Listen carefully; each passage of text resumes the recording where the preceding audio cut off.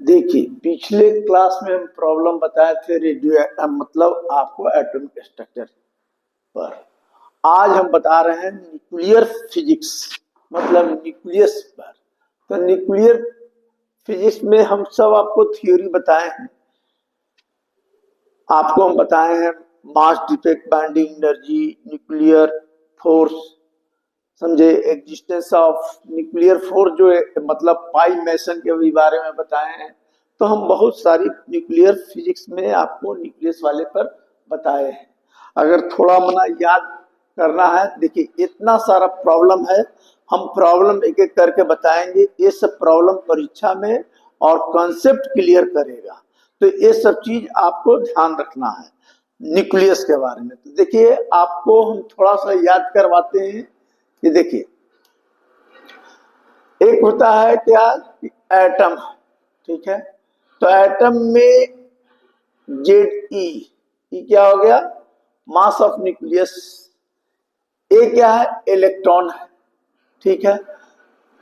ये इलेक्ट्रॉन है, revolve around करता है। तो आप जानते हैं कि रियल मास ऑफ न्यूक्लियस जो होता है, रियल मास ऑफ न्यूक्लियस जो होता है वो लेस देन मास नंबर होता है, मास of nucleus, mass of nucleus. ये हम बताए हैं, सब आपको पीछे बताया हुआ है। अब रही मतलब real mass of the nucleus is less then mass of the nucleus होता है। अब किसी भी न्यूक्लियस का मास जो डिटर्मिनेशन होता है उसको कहते हैं spectrometer. Spectrometer instrument which is used to measure the mass of nucleus। अब देखिए, तो मास ऑफ न्यूक्लियस बड़ा हो गया तो हम लोग क्या करेंगे कि मास of nucleus minus real mass of nucleus हो जाएगा। तो ये दोनों में जो डिफरेंट होगा उसको कहते हैं मास डिफेक्ट। समझ गए? तो ये सब चीज हम बतलाए हैं आपको। तो मास डिफेक्ट क्या है, जो डिफरेंस आ गया दोनों में, समझे, तो उसको हम लोग बोलते हैं मास डिफेक्ट। अगर मास डिफेक्ट है और इसमें अगर सी मतलब वेलोसिटी ऑफ लाइट से मल्टीप्लाई कर दिए तो ये क्या मिल जाएगा, बाइंडिंग एनर्जी, ठीक है। अब बाइंडिंग एनर्जी मिल गया। अच्छा, मास डिफेक्ट, अच्छा मास ऑफ न्यूक्लियस का मतलब क्या हो गया, तो आप जानते हैं मास ऑफ न्यूक्लियस का Z M P plus A minus Z into M N, इसका हो जाएगा न्यूट्रॉन का। तो ये हो जाएगा। अब मान लीजिए ये क्या हो जाएगा, मान लीजिए मास ऑफ न्यूक्लियस हो गया, रियल मास मान लीजिए कि एम, तो यही जो हो जाएगा मास डिफेक्ट। तो इस सब पर आपको भी हिसाब बनाना है, इसलिए हम थोड़ा थोड़ा आइडिया आपको दे रहे हैं। अब रही बाइंडिंग एनर्जी, तो बाइंडिंग एनर्जी, अच्छा रेडियस, न्यूक्लियस ऑफ रेडियस के लिए हम आपको बताए हैं कि पहले कि न्यूक्लियस ऑफ रेडियस के लिए directly proportional to atomic mass होता है। इसको हटाने के लिए कांस्टेंट देते हैं, तो r0 a टू पावर 1/3 करते हैं। r0 क्या है, कांस्टेंट है, ये ऑर्डर ऑफ न्यूक्लियस है। ये कितना होता है, कोई किताब में 1.3 लिखता है, कोई किताब में 1.2 लिखता है। 15 मीटर ये कांस्टेंट रहता है। तो इस पर भी अगर रिलेशन दिया, ए क्या है, आर रेडियस ऑफ न्यूक्लियर हो गया, ई क्या है, r0 कांस्टेंट टर्म है, ई ए टू पावर 1/3। तो आप जानते हैं कि न्यूक्लियस का रेडियस जो होता है वो 10⁻⁻15 मीटर होता है। तो इस पर भी आपको, अब रही आपको ये भी बताए हैं, देखिए कि न्यूक्लियर फोर्स जो होता है एन एन पी पी और एन पी, ठीक है। ये क्या होता है, तो जो देखिए जो मतलब न्यूक्लियर फोर्स जो होता है ये ऑलवेज एक्टिव रहता है। न्यूक्लियर फोर्स, तो nuclear force is applicable for a short range, it is attractive force होता है, this force is greatest force in the universe, universe में सबसे स्ट्रॉन्गेस्ट फोर्स न्यूक्लियर फोर्स होता है। अब रही सवाल कि main this force is balance जो रहता है बाय बाइंडिंग एनर्जी, समझे, तो बाइंडिंग एनर्जी तो ड्यू टू, देखिए ड्यू टू न्यूक्लियर फोर्सेज जो एक्सचेंज होता है, मान लीजिए proton to neutron, neutron to proton जो होता है वो होता है पाई मैसन, एक होता है इकोवा थ्योरी बोलता है कि देखिए आप रहता है क्या कि प्रोटॉन प्रोटॉन है तो क्या है, रिपल्सिव फोर्स है, न्यूट्रॉन न्यूट्रॉन क्या है तो न्यूट्रॉन पर कोई चार्ज नहीं है, एन ऑफ पी है तो इस पर कोई चार्ज नहीं, तो मेन है रिपल्सिव फोर्स। अब रिपल्सिव फोर्स है, दोनों प्रोटॉन है तो दोनों बाइंड तो रहेगा नहीं, फेंक देगा, तो इसके लिए एक फोर्स जो काम करता है उसको कहते हैं न्यूक्लियर फोर्स। और due to nuclear force, due to nuclear force के चलते क्या होता है कि कंटिन्यूअस एक्सचेंज होता है, तो एक पार्टिकल न्यूक्लियस में एमिट करता है उसको कहते हैं पाई मेसन। तो ये सब आपको हम पिछले क्लास में बताए हैं।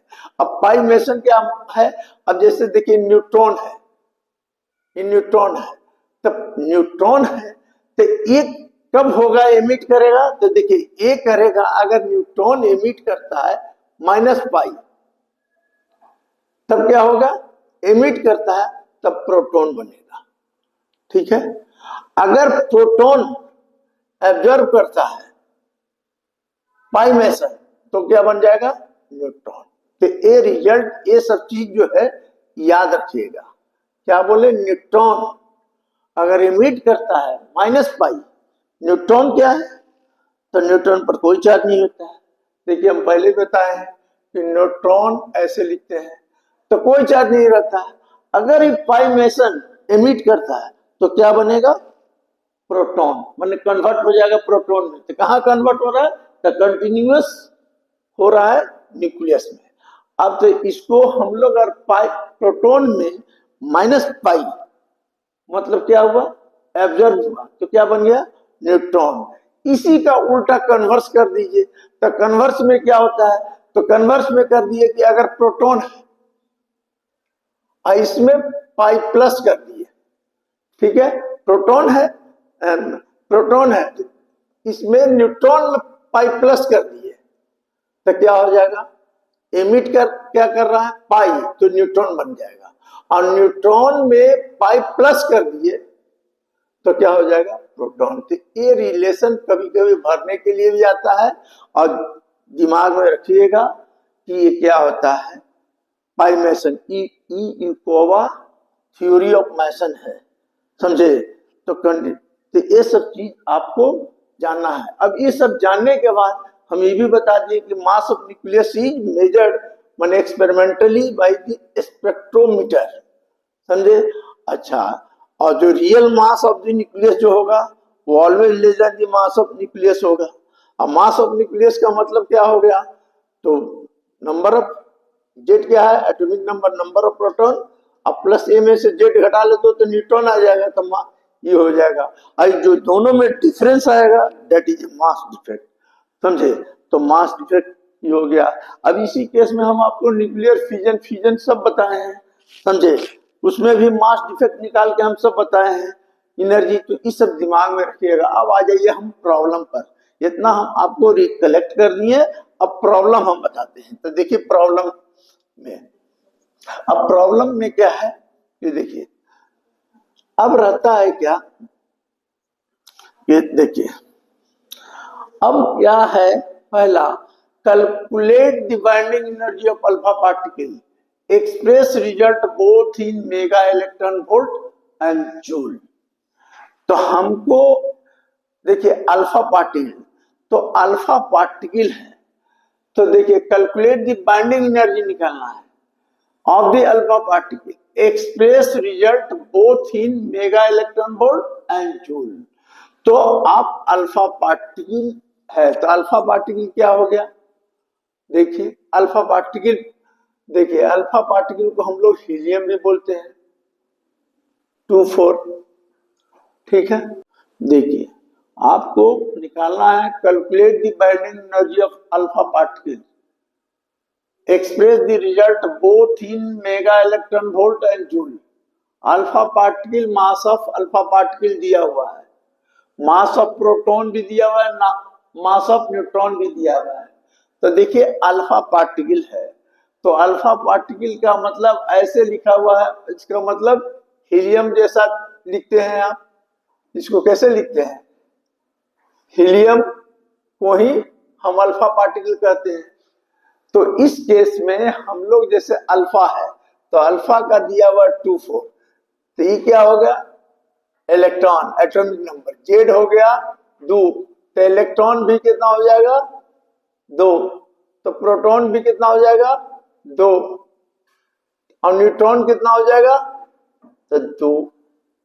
ठीक है, अब रही सवाल कि हम देखना चाहते हैं कि मास निकालना है। तो देखिए मास ऑफ अल्फा पार्टिकल तक कितने प्रोटॉन है? 2। तो मास ऑफ प्रोटॉन कितना है? इतना। तो मास ऑफ, देखिए मास ऑफ प्रोटॉन कितना लिखेंगे? 2 इंटू प्रोटॉन का लिख दीजिएगा 1.00726 दिया हुआ है। मास ऑफ न्यूट्रॉन कितना हो जाएगा? 2 इंटू 1.00866 यूनिट लिख दिए। ठीक है, दोनों को जोड़ दीजिए। क्यों? क्योंकि देखिए कैसे बनता है, तो देखिए अल्फा पार्टिकल बनता है एक तरह का, कहिए कि एक ड्यूटेरियम दूसरा ड्यूटेरियम, तो इसका मास कितना हो गया? 2 था, तो इसलिए 2 से मल्टीप्लाई किए, इसका भी 2 से कर दिए, तो न्यूट्रॉन इतना हो गया। तो 2 मास 2 न्यूट्रॉन, तो इससे हमको मिल गया टोटल। तो टोटल कितना होगा? तो टोटल करके देखिए, तो देखिए कीजिए इसको, तो इसको मल्टीप्लाई कर दीजिएगा, तो इसको मल्टीप्लाई कीजिएगा तो कितना हो जाएगा? 6 दूनी 12, 15, 5, 4, 1 हो गया 0.2, इतना होगा। दूसरा को भी कर दीजिए, तो दूसरा को कीजिए तो कितना आता है? तो करके देखिए कितना आता है। देखिए करके देखिएगा तो इसका कितना आता है, देखिए ना, इसका आता है, मल्टीप्लाई कर दीजिए ना। देखिए पहला क्या किया, तो आपको दोनों को करेंगे तो ये दोनों को जोड़ दीजिएगा। तो जोड़ने के बाद इसको करके देखिए, देखिए 5 दूनी 10, 6 दूनी 12, 1 13, 13 1 14, 8 दूनी 16, देखिए 5 दूनी 10, 3 6 दूनी 12, 1 13, और 6 दूनी 12, 1 13, 6 दूनी 12, 1 13, फिर 13 ही आएगा ना, 13, उसके बाद क्या होगा? 8 दूनी 16, 1 17, फिर 1 0 0 2, जो आएगा वो जोड़ दीजिए। 2 8 8 11 3 0 0, एक 0 ज्यादा बैठ गया है लगता है, 0, और ये हो गया 5, नहीं 4। तो देखिए 4 पॉइंट इतना आता है। तो देखिए आता है क्या? देखिए 4.03188 आता है, इतना आ गया। तो देखिए मास ही निकल गया, तो मास मेरे को निकल गया। और दिया हुआ कितना? देखिए मास ऑफ अल्फा पार्टिकल दिया हुआ है इतना, तो देखिए मास ऑफ अल्फा पार्टिकल इतना दिया हुआ है। तो हम दोनों में डिफरेंस निकालेंगे, तो मेरा क्या निकल जाएगा? Mass defect. तो मास डिफेक्ट कितना हो जाएगा? 4.03188 में से घटा लीजिए इतना, कितना होगा? 4.0015006। जो आएगा वो लिखिए। देखिए हम अभी बताए थे कि रियल मास जो होता है ऑलवेज लेस देन क्या होता है, न्यूक्लियस मास से। तो हमने दोनों का डिफरेंस लिया था, 12 6 आया, ये बचा 7, ये बचा कितना 3 3, ये हो गया 0, ये हो गया 3, ये हो गया 0 पॉइंट इतना। तो मास डिफेक्ट आपको इतना आ गया।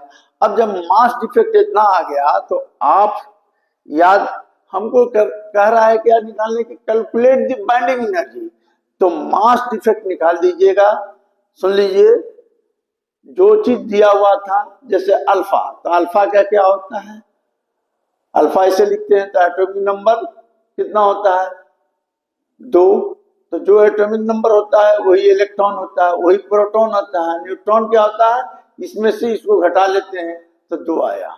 तो हम देख रहे हैं क्या कि मास ऑफ प्रोटॉन क्या होता है, न्यूक्लियस हमको अभी हम बताए हैं कि न्यूक्लियस, तो न्यूक्लियस में क्या हम बताएं कि ZMP plus A minus Z माने N निकलेगा।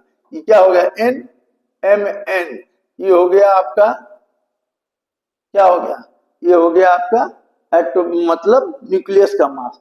और जो मास दिया हुआ था उसमें से डिफरेंस घटा लिए तो मेरा में निकल गया मास डिफेक्ट। देखिए इस सब चीज पर प्रॉब्लम पर ध्यान दीजिएगा, ज्यादा बड़ा नहीं रहता है लेकिन आपको हर चीज कैलकुलेट करना। अब मास डिफेक्ट आ गया, अब हमको कह रहा है बाइंडिंग एनर्जी। तो देखिए बाइंडिंग एनर्जी बराबर हम क्या बताएं, डेल M इंटू C², यही ना होता है बाइंडिंग एनर्जी।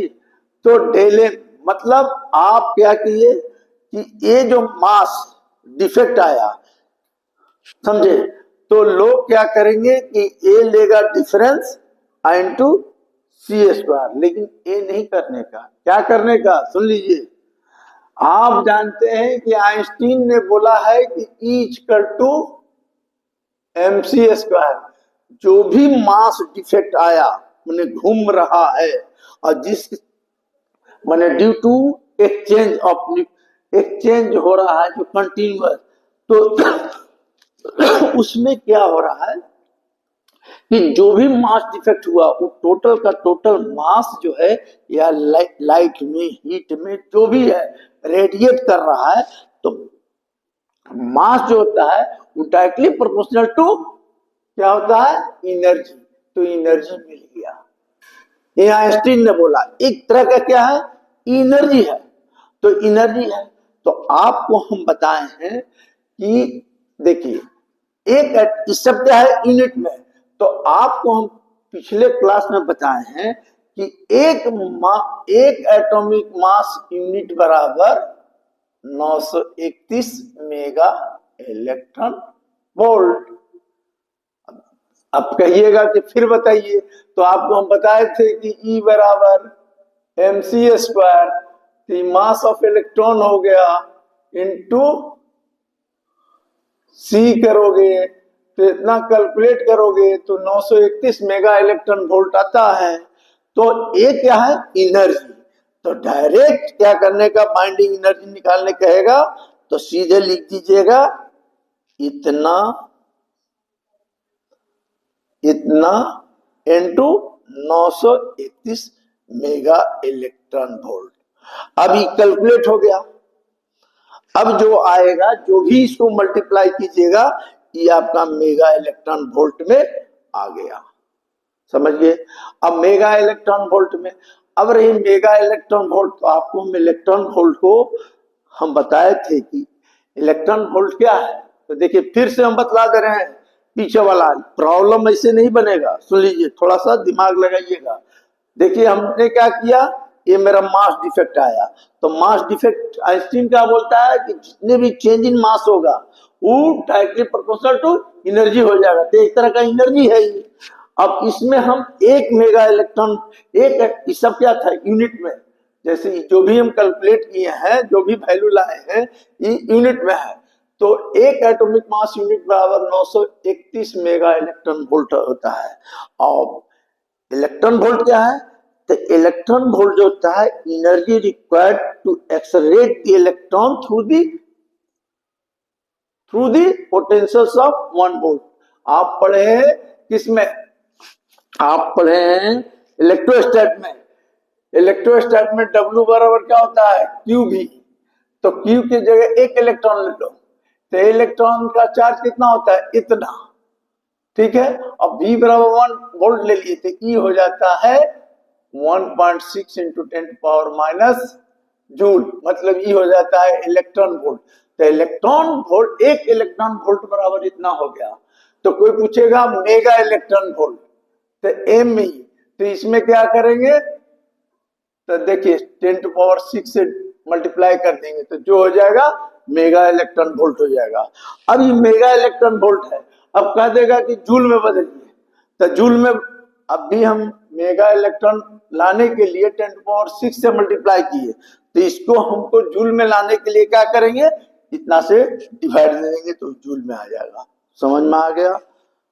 बोलिए ये प्रॉब्लम आता है और ये सब थोड़ा सा, तो देखिए पहला हम बता दिए। अब कहता है कि calculate the binding energy of deuteron form by the neutron and proton. Deuteron, तो ड्यूट्रॉन देखते हैं कैसे, तो इसका भी हम लोग कैलकुलेट कर देते हैं। तो ये सब छोटा छोटा चीज याद रखिएगा तब प्रॉब्लम बनेगा, और नहीं तो नहीं। अब बहुत आसान चीज है, छोड़ मत दीजिएगा परीक्षा में, कैलकुलेट भी करने आना चाहिए। अब देखिए इसमें क्या है, अभी दूसरा है, ये पहला में, अच्छा अभी पहला का रिजल्ट का काम आएगा। Calculate the binding energy of deuteron. तो ड्यूट्रॉन क्या होता है भाई, तो आप आइसोटोप्स ऑफ हाइड्रोजन पढ़े हैं, एक एक एक माने हीलियम माने हाइड्रोजन ड्यूट्रॉन ड्यूट्रॉन। यहां कह रहा है calculate the binding energy of form by the neutron and proton. तो न्यूट्रॉन कैसे रहता है, ऐसे, और ये बताओ प्रोटॉन कैसे रहता है, ऐसे। बना क्या, बोलो, ड्यूट्रॉन। ड्यूट्रॉन का मतलब, ड्यूट्रॉन का मतलब ऐसे भी लिख दो,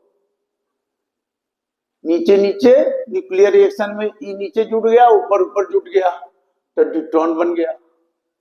अब रही सवाल कि ड्यूट्रॉन बन गया, ऐसे भी कर सकते हैं आप, H1H, ठीक है, नहीं E0 एक आई, नहीं न्यूट्रॉन है तो न्यूट्रॉन को न्यूट्रॉन ही लिखना पड़ेगा। तो एक न्यूट्रॉन एक प्रोटॉन ड्यूट्रॉन बन गया।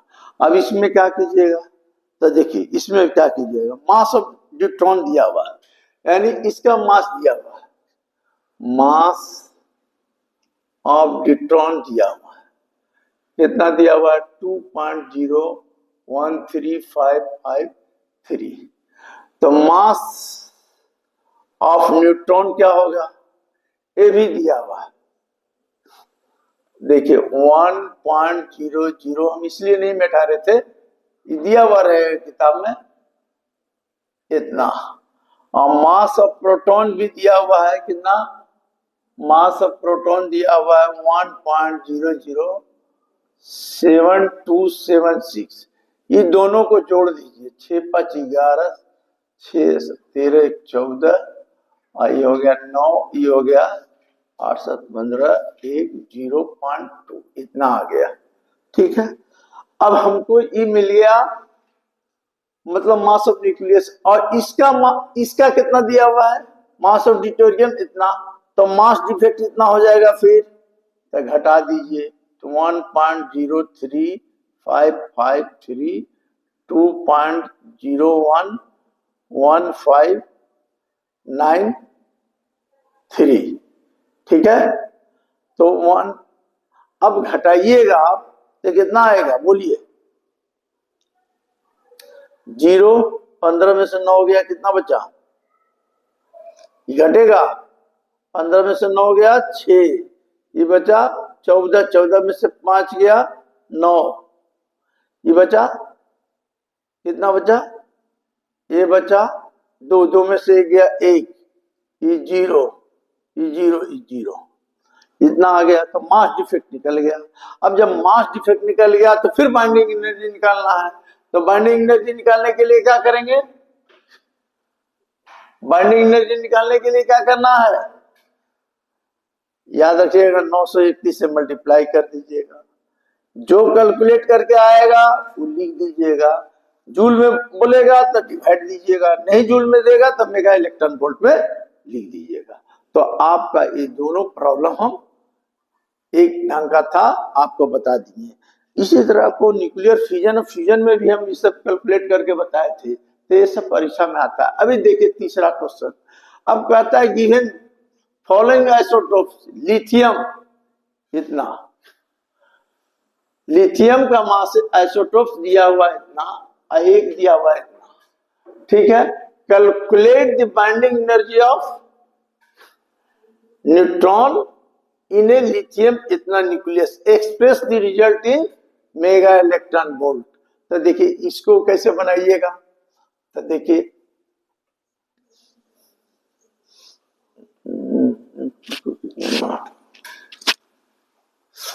अभी इसको भी बताते हैं आपको, अभी मिटा देते हैं।